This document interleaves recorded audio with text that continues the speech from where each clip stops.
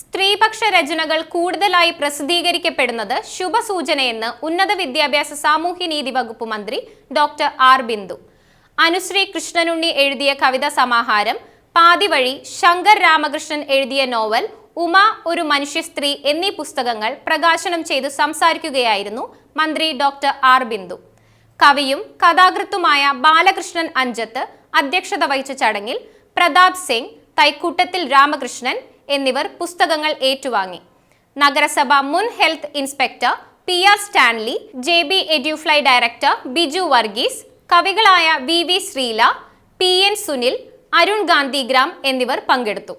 രണ്ടുപേരും സ്ത്രീപക്ഷ എഴുത്താണ് നടത്തിയിട്ടുള്ളത് എന്നാണ് മനസ്സിലാക്കാൻ സാധിക്കുന്നത്. അനുശ്രീ സ്വാഭാവികമായിട്ടും സ്ത്രീ ജീവിതത്തിൽ നിന്നുള്ള അനുഭവങ്ങളായിരിക്കും ആവിഷ്കരിച്ചിട്ടുണ്ടാവുക. സ്ത്രീകളുടെ ജീവിതം യഥാർത്ഥത്തിൽ എഴുതി വയ്ക്കാൻ അടരുകളായിട്ട് ഒരുപാട് എല്ലാവർക്കും ഉണ്ടാവും.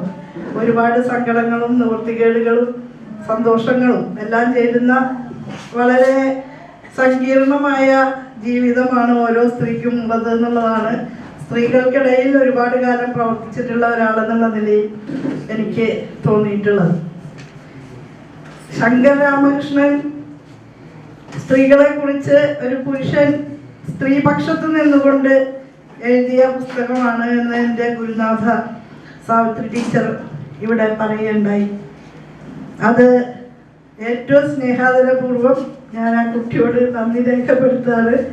നമ്മുടെ സമൂഹത്തിൽ പകുതിയിലേറെ വരുന്ന സ്ത്രീകൾ, അവരേത് തലത്തിലുള്ള ആളുകളായിക്കോട്ടെ, സാമ്പത്തികമായി മുന്നിലുള്ളവരായാലും പിന്നിലുള്ളവരായാലും, അവരുടെ ഒക്കെ ജീവിതത്തിൽ ഒരുപാട് സംഘർഷങ്ങളും വലിയ രീതിയിലുള്ള ചില വിമിഷ്ടങ്ങളൊക്കെ ഉണ്ട് എന്നുള്ളതാണ്. അതാണ് നമ്മുടെ വ്യവസ്ഥയുടെ പ്രത്യേകത.